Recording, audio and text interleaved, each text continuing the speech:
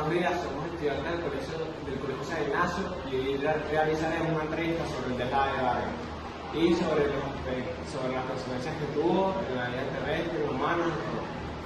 Para ello, hoy nos encontramos con el profesor y coordinador de primer año, el profesor Daniel Mato, que nos va a hablar un poco de su experiencia durante el deslave de Vargas en diciembre del 91. Profe Daniel, ¿dónde se encontraba usted cuando ocurrió la tragedia de Vargas en diciembre del 99 y qué fue lo que ocurrió? Mira, estábamos cerrando el primer lapso aquí en el colegio. De verdad nos llegó la noticia de si podíamos aceptar unos niños que habían sido recogidos a todo lo largo del litoral central, producto de eso del deslave, que fue algo terrible. Nosotros llegamos a organizar aquí y hicimos prácticamente un proyecto piloto donde una vez más la comunidad emocionada se abocó, porque aquí en tiempo récord logramos precisamente en estos salones ser refugio no solo para esos niños sino las personas adultas. Y hubo que hacer todo campamento, hubo que traer aportes de comida, de utensilios de higiene personal. Esos son campamentos que duró alrededor de 3 semanas. ¿Cuáles fueron las principales causas naturales que originaron el deslizamiento? Bueno, mira, que yo recuerdo eso era lluvia pareja, lluvia, mañana, tarde y noche. O sea, estaba lloviendo aquí y en el litoral. De verdad, recordaba que bueno, gracias a ráfagas de viento, una lluvia muy fuerte, muy fuerte. Eso creo que ha sido la principal causa de ese deslave terrible. Daniel, ¿cómo cree usted que influyó la cantidad de lluvias en la magnitud del desastre? Bueno, dicen que el ave es una esponja. Todas las lluvias y toda esa situación, por ejemplo, poco a poco, llevó a que había tal cantidad de agua que bueno, se empezó a desprender la tierra hacia el litoral, o sea, del lado. Bueno, no sé si todavía se mantiene, pero yo recuerdo haber visitado en el pequeño puerto azul que quedó bajo tierra prácticamente, bajo lodo, ¿verdad? Y sobre todo era impresionante ver aquellas piedras gigantescas, unas rocas tremendas. Entonces, bueno, eso se dice, porque el Ávila cuando nosotros roca, y bueno, por eso tenemos agua constantemente de manantial, es una esponja que toda el agua que cae se va absorbiendo, pero es una magnitud tal que esa agua nos llevó a ese deslizamiento importante de lodo, de tierra, piedra.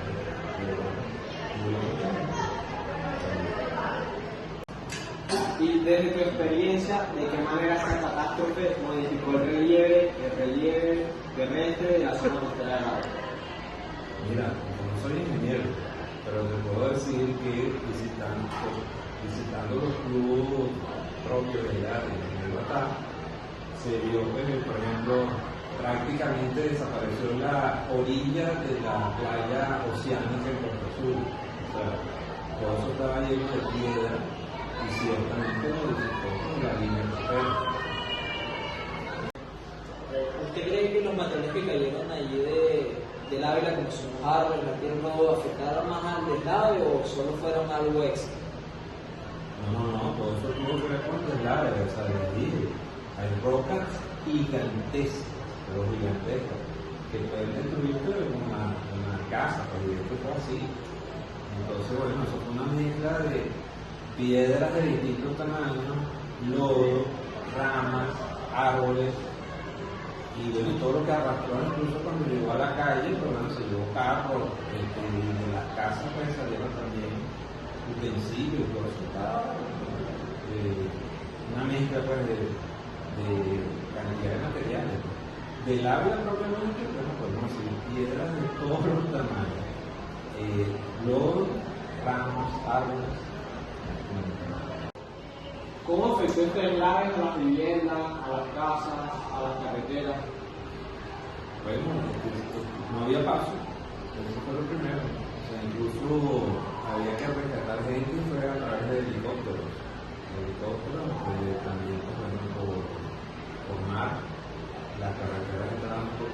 completamente obstruida. Bueno, prácticamente la montaña se vino abajo, pero tapó la carretera. Y sí, también se llevó por delante de viviendas. Hay un sector de Carmen de Lluvia que llaman, fue muy afectado a esa organización. Y bueno, logró que cubrió por lo menos la mitad de las viviendas. Mucha gente estaba en los techos tratando de evitar ese pase de agua luego Basado en su experiencia, ¿cuál cree usted que son las consecuencias humanas y sociales que esta tragedia en el país? Oye, mira, bueno, ciertamente fue terrible. En primer lugar hubo fallecidos, hubo muertos bastante, de todas las edades. Eso nos agarró de sorpresa. Y a otros perdieron absolutamente todo. O sea, prácticamente su vivienda quedó bajo la tierra, bajo el lodo. Yo recuerdo un par de exalumnos que sí, se tuvieron que mudar a Caracas, por así decirlo, y aquí tuvimos que apoyar en prácticamente empezar una nueva vida. De verdad que fue bien duro para algunas familias. ¿Qué impacto tuvo esta catástrofe en la economía local, especialmente en el turismo y el comercio? Bueno, durísimo, o sea, te voy a sacar como ejemplo los distintos clubes que hay allí, estaban completamente cerrados, ya no se podía ir, o sea, estaba todo eso cubierto de lodo, barro, y bueno, toda esa gente de Vargas vive precisamente del turismo, o sea, que fue un golpe económico bastante fuerte, tuvieron que dedicarse a otra cosa y reconstruir por esa forma. Después de ocurrido una catástrofe, ¿usted qué medidas hubiera considerado para la prevención o para la planificación urbana de las Vargas? Sí, definitivamente tiene que ver con la planificación urbana. Señalan que uno de los proyectos que más afectados estaba construido a la margen de un río. Un río que, bueno, por los años ya se había secado, para así decirlo, tenía un flujo de agua muy pequeño, pero que en situaciones como esta, la agua volvió a su curso normal, a su curso que le tocaba caer. Entonces, muchas viviendas estaban construidas en un terreno que no era apropiado. Y ahí surgieron varios estudios, porque sinceramente no sé en qué estaba eso. Yo creo que lo iban a construir en un sitio, a veces son las cosas aquí, pero eso se debería ser una alerta importante en las márgenes de los ríos debe evitarse la construcción de viviendas. Bueno, ¿y qué enseñanzas crees que dejó esta tragedia para las futuras generaciones? Bueno, la respuesta no va mucho a la materia de geografía. En primer lugar, creo que la solidaridad que debe haber entre los seres humanos. Y eso es lo que tenemos en una comunidad como la nuestra, la comunidad nacional, donde por ejemplo la asistencia fue inmediata y la ayuda fue inmediata y era fundamental, pero era necesario porque el que mucha gente perdió absolutamente todo.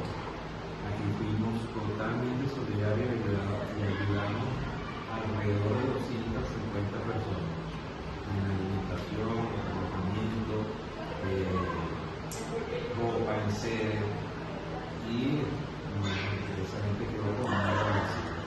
En segundo lugar, lo que dijimos en la pregunta anterior, ciertamente tiene que haber una planificación urbanística donde se respete lo que es la naturaleza, las vías naturales de los ríos, los caudales, y ahí pues hay que tener mucho cuidado, o sea, proteger nuestros recursos naturales y saber pues, distribuir a la población con más ayuda. Bueno, y hasta acá ha llegado esta entrevista. Muchas gracias, profesor. No, bueno, gracias por pensar en mí. Le queremos agradecer por darnos la oportunidad de saber más sobre la tragedia de Vargas y de otorgarnos su opinión y experiencia sobre el acontecimiento histórico. Fue un placer para mí, un gusto enorme. Como quiero,